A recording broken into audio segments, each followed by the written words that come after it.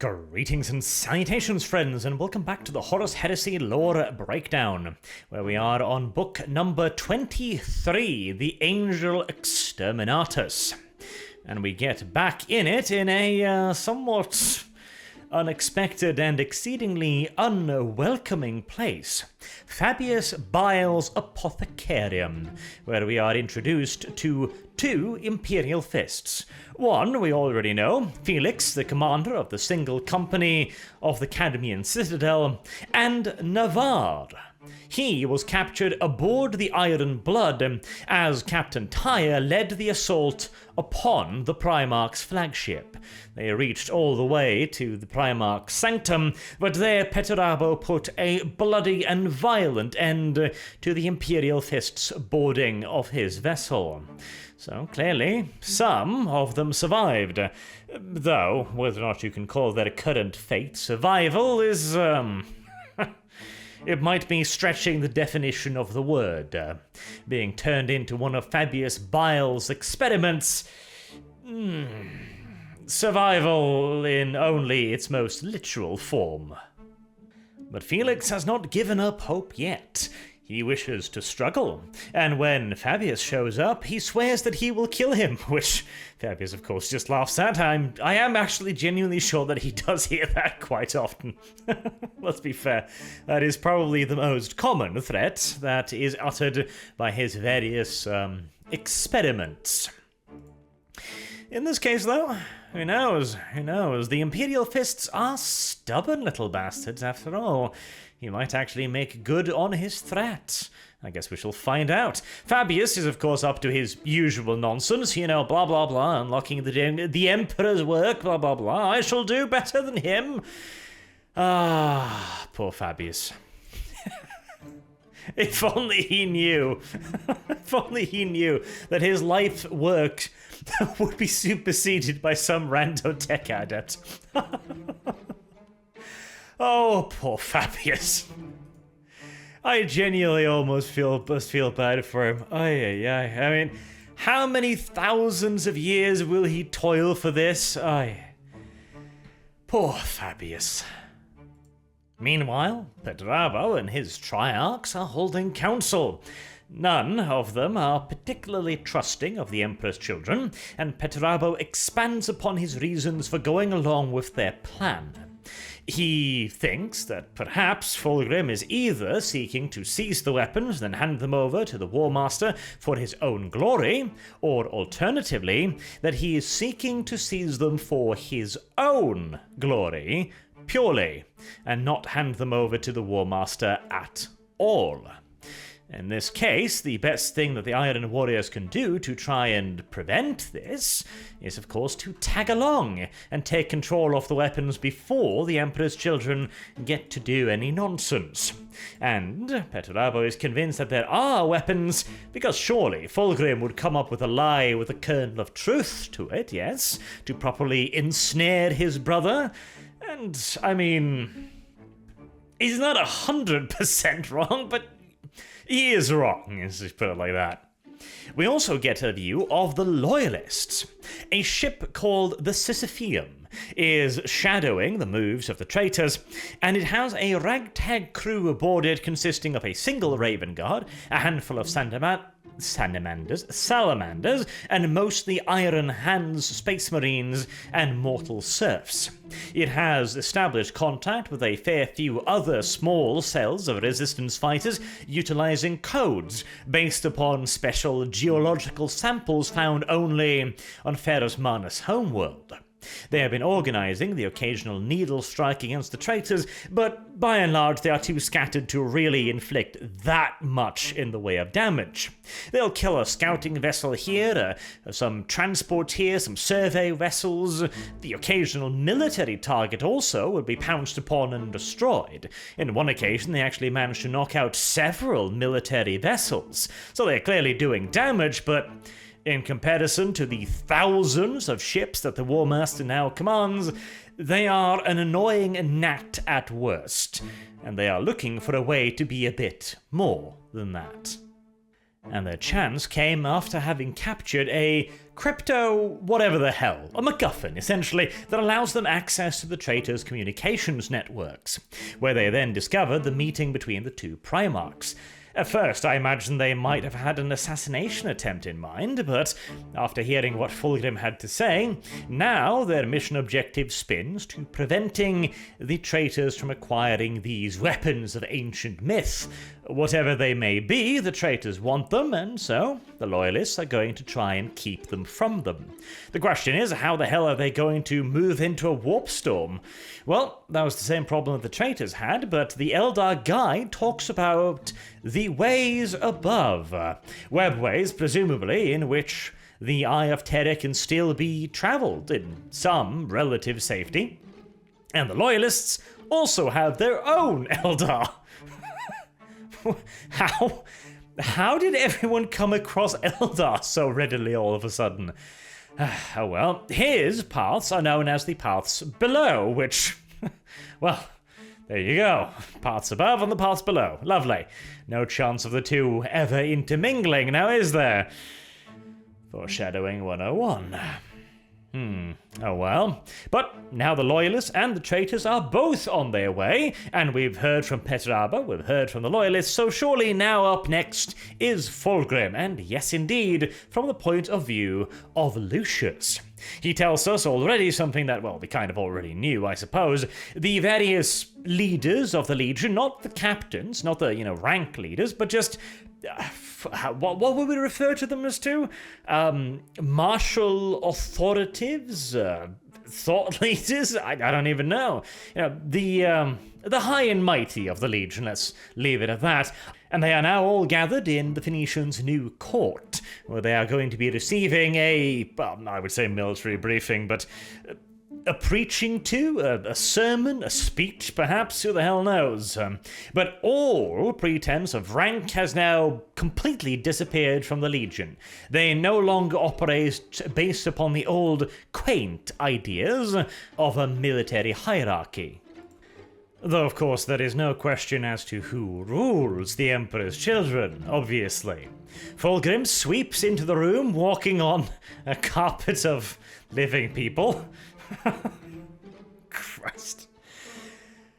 I've already talked so many times about the quick degradation of these legions, I'm not even going to get into it here.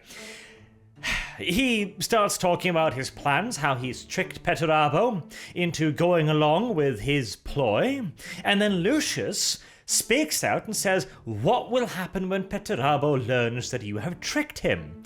Lucius is shocked and stunned. How could he have said something so stupid? Fulgrim is not the kind of Primarch right now that you want to be questioning in any way, shape, and form.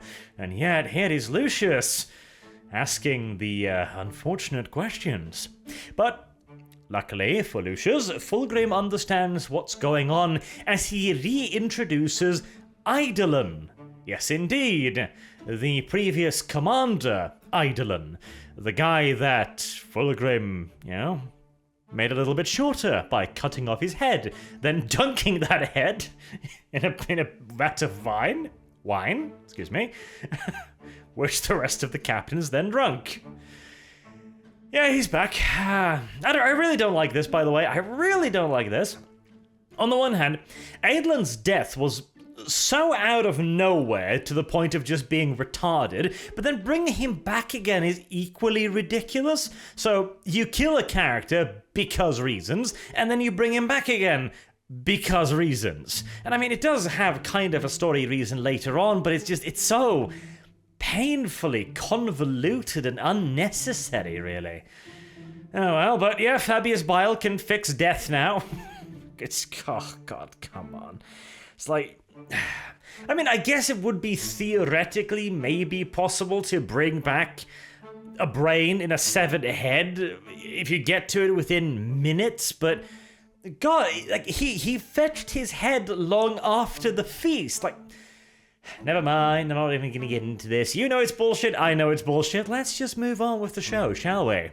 So he will play a key part in Fulgrim's plan. And he then states also that by the time they reach the Angel Exterminatus prison, the Morgatar stone will have done its work.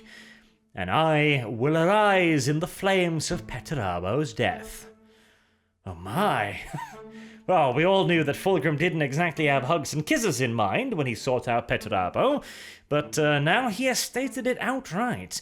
Whatever the Emperor's Children's Primarch is planning, it's gonna end poorly for the Lord of Iron. Though Fulgrim is not completely unbothered by his actions, we get first and foremost a little look at Ferrus Manus, which is... it really sucks that we know next to nothing about Manus, because the ways he's introduced here is really quite interesting. He comes across as Peterabo, but with some humanity, essentially. He arrives on his planet and creates a huge crater in doing so, blasting the top of a mountain, and apparently awakens something that sounds an awful lot like some kind of Necron structure. Although it could simply also be some other mechanical monstrosity. The galaxy is a large place after all. A massive metallic worm, a silver serpent, is then awoken from this crash, and Ferrus tries to kill it. But armed only with a shard of stone, he's not very successful. But hey, at least he tries immediately. Whereas Peterabo, when faced with a monster, decided to walk away and prepare some more before making an attempt. Ferrus then follows the thing and spots humans off in the distance, and he really wants to go to them. He wants to become a part of them. Yet another thing that Peterabo did not. He felt a certain kinship to humanity, but he wasn't overly interested in joining them until much later. However, Ferrus decides that he cannot go to the humans just yet, because he had sworn to himself that he was going to deal with the silver serpent monstrosity that he had unleashed upon the world, and he would not make his first conscious act, essentially, to be an oath-breaker. Makes sense. Then we get to see Fulgrim in La Fenice being restored and turned into a... well, temple, essentially. Fulgrim asks whether or not the Brotherhood of the Phoenix still operates, and when he is told that no, it hasn't been going ever since Istvan, he orders it to be recreated, and for it to fill La Fenice with,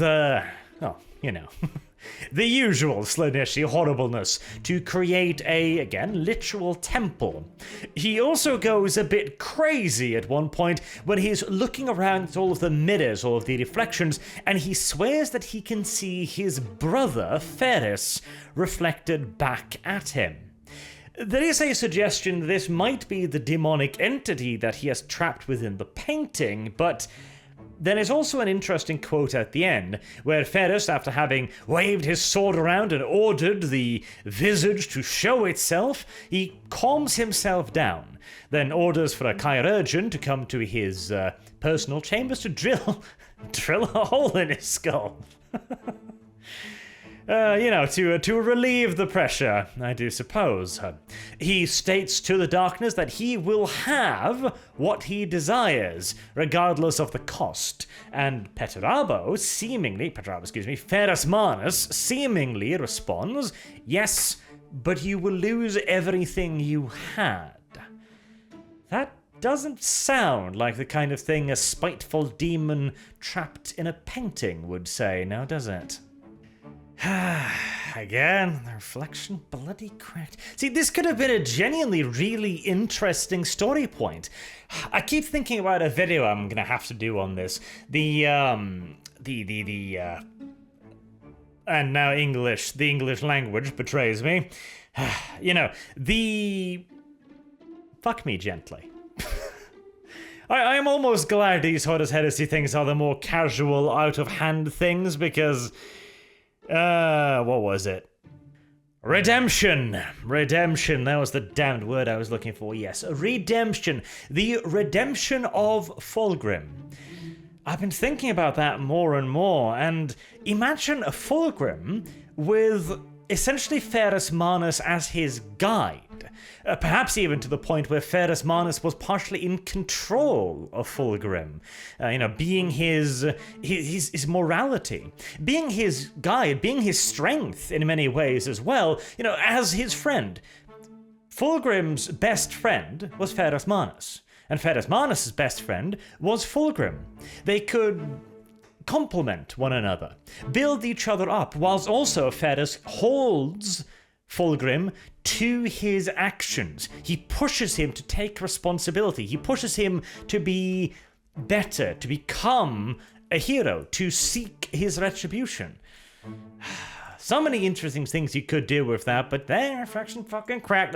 Anyways, moving on to the Iron Hands, another legion that we just don't see anywhere near enough of. It's especially sad too, because the snippets we do see look super interesting. Here, for example, we are introduced to one of the Iron Fathers, Thaumatica, who... Apparently, there's a whole experimental area on top of the Sisypheum, the Iron Hands ship, that has undergone some serious modifications as well. It has taken a beating that would have destroyed any other vessel 17 times over, and yet it is still ticking, due in large parts due to the dedication of its crew. Anywho, this section of the ship is specifically made for the tinkerings of the Iron Fathers, and it can even be completely vented into space should that be necessary. Thaumatica agrees that he has perhaps vented a, by some standards, embarrassing number of these compartments, but he also points out that it could have been more. Which is a beautiful justification, yes, I might have done this a little bit too often, but it could have been more often. That's great. That's genuinely great. And right now, he is experimenting with a weapon that presumably, or he kind of hints at it, might be designed to assassinate a Primarch. Now, Thaumatica is a very smart lad. At one point, even, he suggested a method to bind the usually moving continents of Medusa in specific positions, because the problem with Medusa is all of the land masses constantly move and rub against each other, causing massive earthquakes, which causes a little bit of a problem for any kind of a population. Thaumatica figured he could actually have a solution for this, but it would also cause even bigger and more violent earthquakes, at least for a period, And the idea needed some fine-tuning, and yet Ferrus Manus just straight up vetoed it. Such an enemy of progress. Anywho, the weapon he's working on now is a matter displacer. The idea is that you can create a weapon that will take matter from one thing and one area and swap it out instantaneously with matter from another area. And of course, that would be pretty damn lethal. If you could shoot Fulgrim with this and swap out half of his torso with cotton candy, then yep, he's probably dead in all due likelihood. However, there are some problems. First and foremost, the theory. Thaumatica theorizes that it should be impossible for two items of roughly the same mass to coexist in the same area at the same point in time, and therefore he assumes that if he can take one object and force it into another instantaneously, then the universe will go oh, this is strange. Well, just take that thing and move it over there instead, and therefore you would swap the objects. Now that sounds, very theoretical, shall we say. But Thaumatica is convinced of his theory, and so he is now moving to test it out, siphoning off quite a lot of power from the ship in doing so. Power enough, apparently, to blow a massive hole in the vessel, should anything go awry.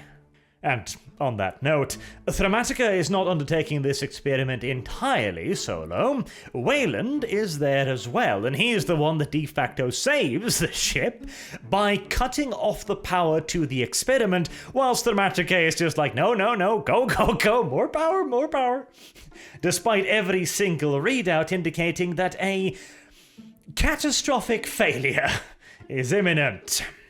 What appears to have happened is that the universe has said, no, I don't function in this particular fashion, and so the two spheres that Thaumatica had tried to make swap places have instead become fused together. Now, the problem here is if you're trying to make matter overlap other matter, that will create an incredible amount of energy, and that will make the boom go very loudly. If Wayland hadn't pulled the stop lever, then all due likelihood the Sisypheum would have had a brand new hole added to its already considerable collection of impact craters. Now, on the right-hand side, Thaumatica has managed to create a weapon of sorts. I mean, even if you didn't manage to swap the two things, being able to fuse, say, a piece of liquid metal into a target with the devastating reaction that this would have, oh yeah, that would work. That absolutely would work. Would it be enough to kill a Primarch? 50-50, but, worth a try. However, Thaumatica is not satisfied with this, and all he says is, I am going to need bigger generators. And so he rockets to the top of my list of favorite characters, at least for this book. I've always had a little bit of a weakness for the crazy scientist character that just doesn't stop, despite every law of reality going, no, please, stop. I like him. He can stay. Another character I quite like, of course, is also Kroger. Yes, indeed. Kroger has, of course, been given command of his own grand battalion now, and he's carrying out an inspection of it as well. Checking out the men that he will soon be commanding, and he brings up some interesting points. For example, he asks the question, now these are clearly great warriors, they've brought many a citadel to compliance, both alien and human, and yet who in the Imperium know their names? Who in the Imperium know their deeds? Where is the Iron Warrior's fame?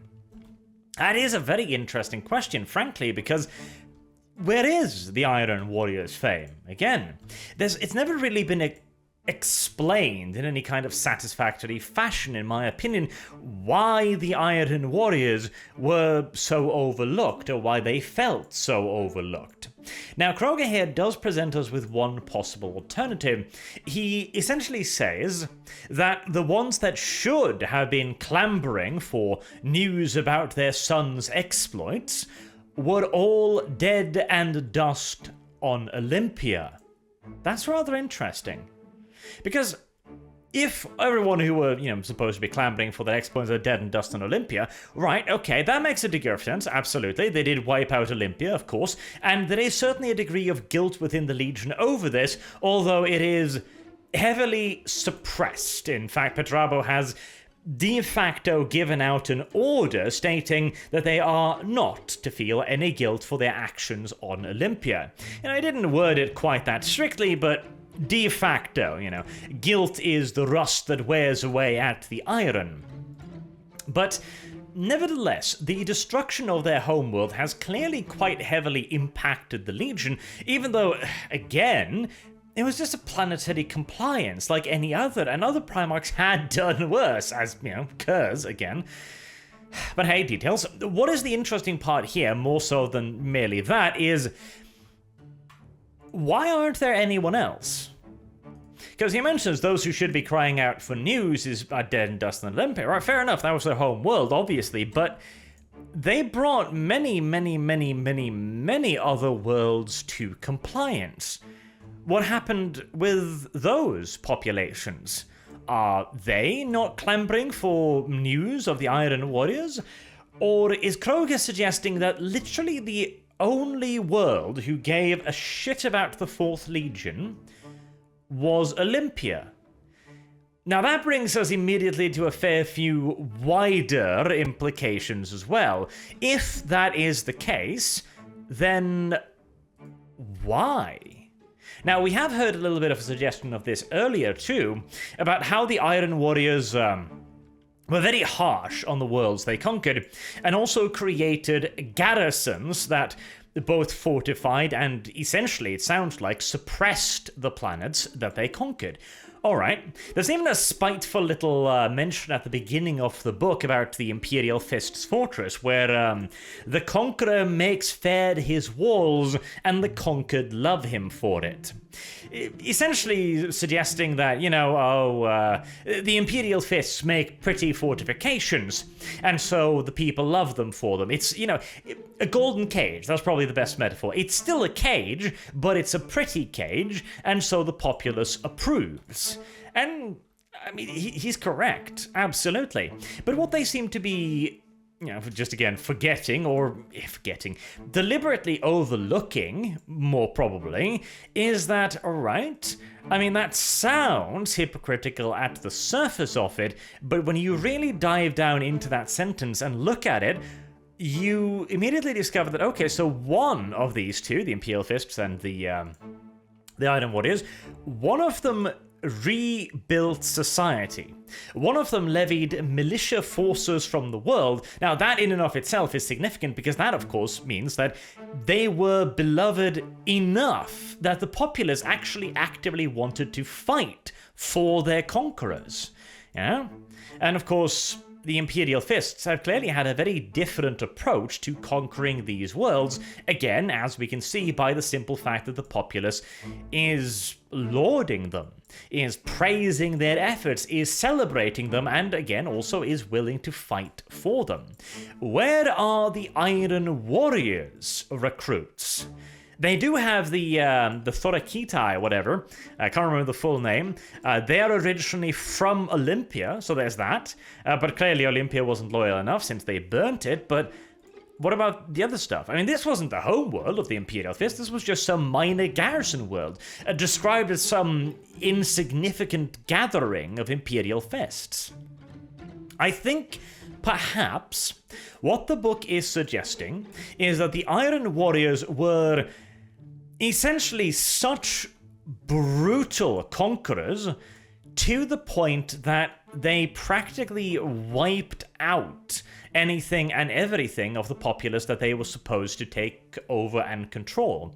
And even if they didn't wipe them out, the conquering process created such a wealth of resentment due to the, in all due likelihood, incredibly harsh treatment of the Iron Warriors forced upon the populace that there is literally no one out there who cares about them. There is no one out there who loves them. And that, of course, immediately brings us back to the question, why doesn't anybody love them? Well, if they were that violent, if they were that aggressive, if they were that brutal on all the worlds they're conquered, well, there's your answer, Kroger.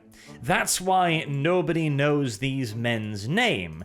It is because those who do know them despise them. Those who do know them hate them as brutish, violent, evil conquerors, because the Iron Warriors have made no effort to create a better world for them, to, I hesitate to use the word ingratiate themselves with the population, but I suppose in a way it does fit.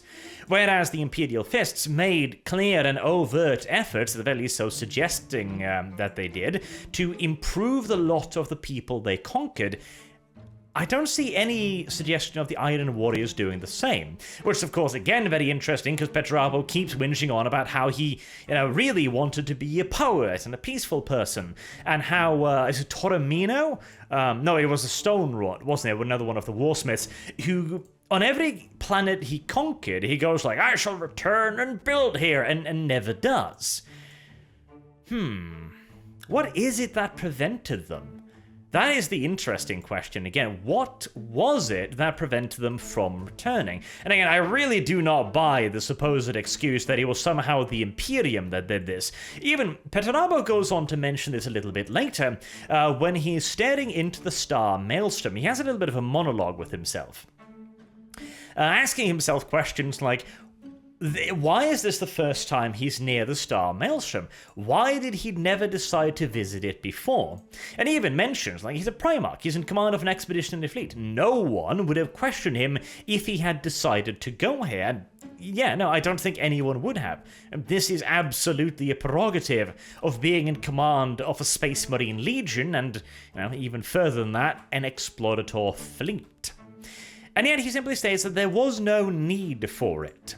The Star Maelstrom had cursed him for his entire life. It had made him dour. It had made him low of spirit, essentially. He blames it for his temper, which, again, also I don't know if I buy, because he was a grumpy puss from his earliest memories on Olympia. And it's very unclear if he could see the Star Maelstrom before he awoke, quote-unquote, on that cliff face.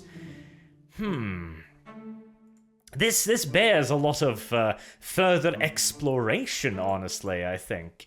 Because as of yet, because I'm really struggling to find the basis for the statement that the Iron Warriors were, mistreated, were overlooked, were used as just earth scrubbers, etc. It seems difficult to nail down when and where that happened, but then you look at the Legion itself, going, okay, we burned our homeworld, but we feel no guilt about it, because guilt is the thing that rusts the soul. Okay. I see the argument, absolutely. It would obviously be a very demoralizing thing for the Legion to deal with the guilt of burning their homeworld. I understand why you would want to remove that. But nevertheless, a Legion that even can, just from a fundamental, I don't know, how do I put it? Just from a fundamental existential situation, a Legion that actually can just forget the butcher of billions of their own, family, essentially, you gotta wonder about the moral compass of such a force, don't you? Anywho, Petraralo talks a bit more about this, like why he hasn't shown up here, and he recognizes Fulgrim arriving, and that he essentially uses that as a little bit of an excuse, because he's always known that he was going to go to the Star Maelstrom at some point. He just, he needed the primer. He also mentions that the Star Maelstrom was located on Imperial maps previously, but it was called Cygnus X1. And Petraralo, of course, is about to give it a brand new name. But, well, for that dramatic reveal, because I'm sure at least there's someone out there that doesn't know. Actually, I'm not even sure about that, but you're going to have to wait until the little advertisement break. Till then, see you soon. And have you guessed the name yet? Yes, I think you probably have. Petraralo will name the warp storm the Eye of Terror. Now, how precisely this name made it into the databases of the Imperium? Fucked if I know. I guess they maybe just had the same idea, essentially. That's probably, in all due honesty, the most reasonable explanation because, well, it is the Eye of Terror. It just kind of is the Eye of Terror, And most people who look upon it would indeed agree that, that place looks pretty shitty. I think perhaps that the Eye of Terror is an apt description for its shittiness.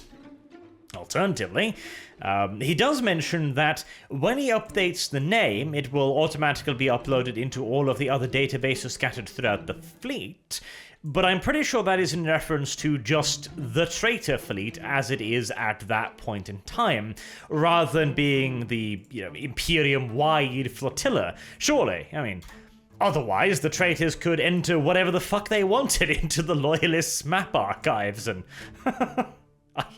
I imagine that would have caused quite a few problems already. Quite a few problems indeed.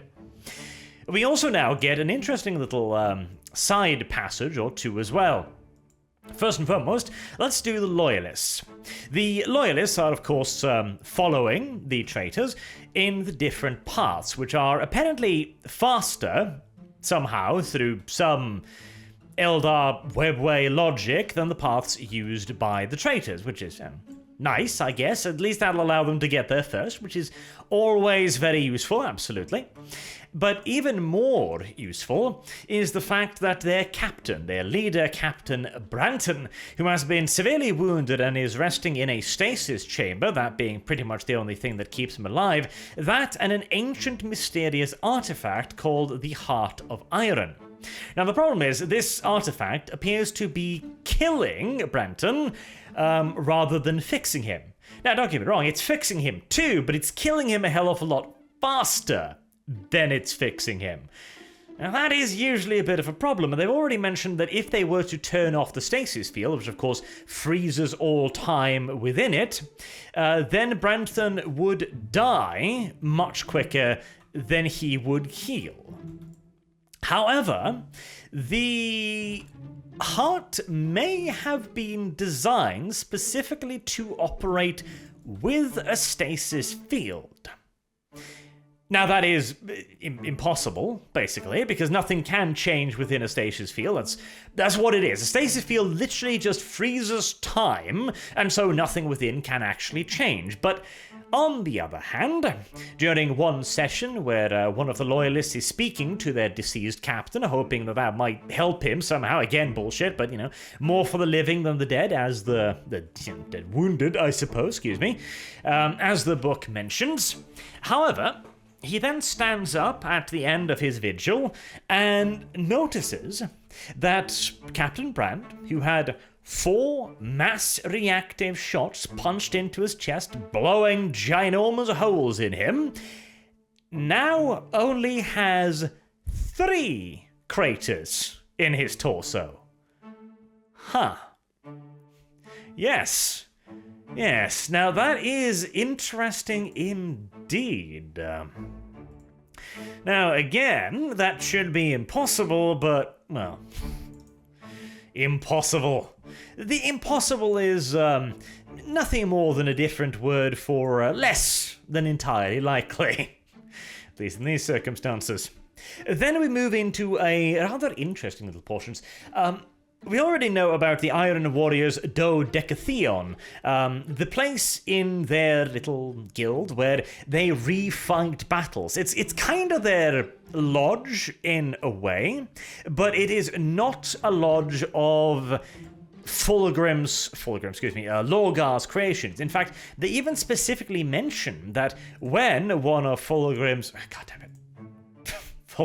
Lorgar's flunkies came along to try and replace the Dodecatheon with their own version of the lodge, the Iron Warriors sent him packing, and it is suggested that they sent him packing in a considerably less than gentle fashion as well.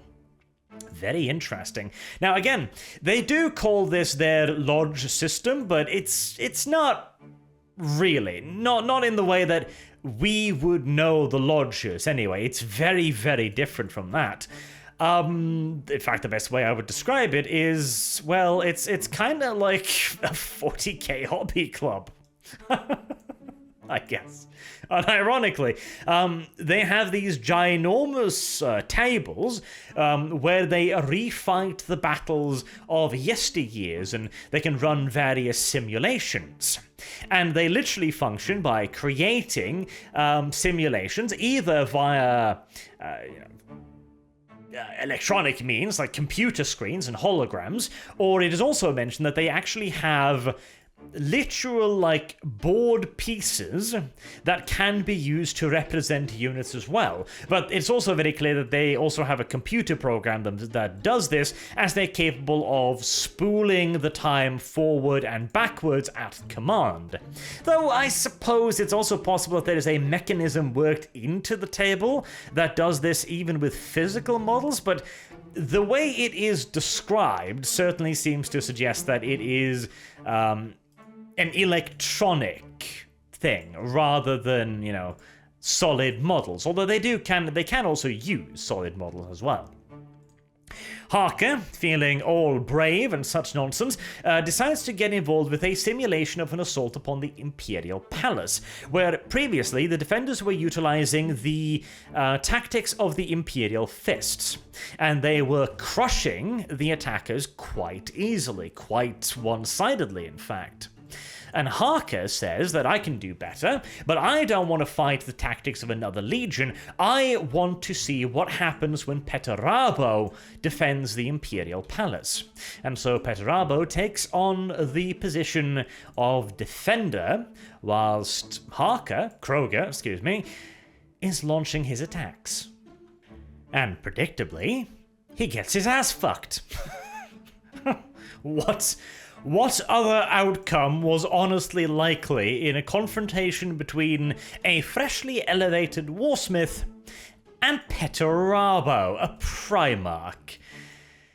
The Lord of Iron wears Kroger like a glove, and then mocks him as well for it, like, oh, you didn't do very well, did you? Cruel and unusual really are the only terms that come to mind. After having beaten him so very, very thoroughly, however, Perturabo then states that they're not done yet, because now Kroger, along with his other two Trident members, will attempt to defend the palace, whilst Perturabo attacks it. Once more, the outcome of this exceedingly unequal contest of strength is hardly much of a mystery, and Perturabo easily defeats his warsmiths. At which point he then stands back and very proudly declares that I am better than you, brother. I am better than you, Dorn. That's what you're really afraid of. Okay, so this is the equivalent of a grandmaster in chess defeating a pair of rank amateurs. I know they're warsmith, but this is a Primarch, for God's sake. And then standing up, unzipping his pants, pissing on the chessboard, whilst proclaiming loudly, I'm better than you. It's not really a great simulation, but, I mean, they were in defense of the Imperial Palace with all of its available defenses. He does say something odd and also interesting. He mentions that Dorn is hesitant to break, to destroy, to allow the destruction of certain things. He will seek to preserve it regardless of the cost, and that is correct, but Perturabo also manages to defend the palace whilst also maintaining and preserving everything. So I don't quite get his point there. Perhaps he means that he would be willing to take risks that Dorn would not be willing to take. That sounds just about reasonable enough, but it's an odd thing. It's also strange that Perturabo would even think that this was even remotely a fair contest of arms, but I suppose after Fal, he's maybe just a little desperate after a little bit of redemption, after being able to feel as if he might actually be able to master his brother, because, yeah, being handed that kind of a defeat at the hand of just some random fist captain, that rankled. That really, really rankled. And so we go from one self-masturbatory incident to another. You see, whilst Lucius was invited over to the Dodecatheon to see how the Iron Warriors did things in their quote-unquote lodge, the Emperor's children also took it upon themselves to invite some of the Iron Warriors over as well. An exchange of ideas, of representatives, of emissaries, of spies. As one Iron Warrior puts it rather bluntly. He, however, the Iron Warrior in question here, is Volbron, the Stone-wrought, a man with an incredible talent for understanding the geology of worlds. and for analysing where it is best to dig, where it is best to dig in, where one can defend, and where one can break enemy earthworks. A very useful skill, undoubtedly, in the Iron Warriors. He is a somewhat dour personality, when the Iron Warriors refer to you as a bit on the dour side, you probably are weapons-grade boring as well, and yet, even so, when he comes over to La Fenice, which at this point has become quite the den of debauchery, he is almost immediately pulled into the degeneracy. He is fed various drugs and cocktails and seduced into, considering some rather unfortunate ideas. At one point, he is given a wine distilled from the tears of slaves, or more correctly, not distilled, bled from the tears of slaves. Now, I might attribute that to colourful language, but I know enough about Slaanesh to know that it might not actually be quite as theatrical as it at first seems.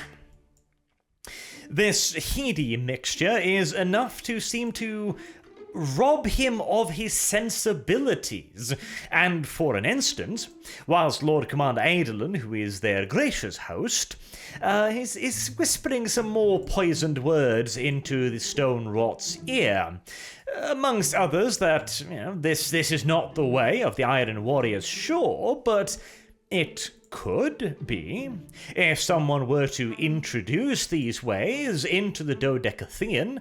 What could the Lord of Iron do? How could he stop it? How would he even care to stop it? Would he notice in the first place? Which, honestly, is probably a good question. Perturabo doesn't strike me like the hands-on type, honestly. If this was indeed brought in by a trusted member of the Legion, I suspect it probably would be quite some time before it was really discovered.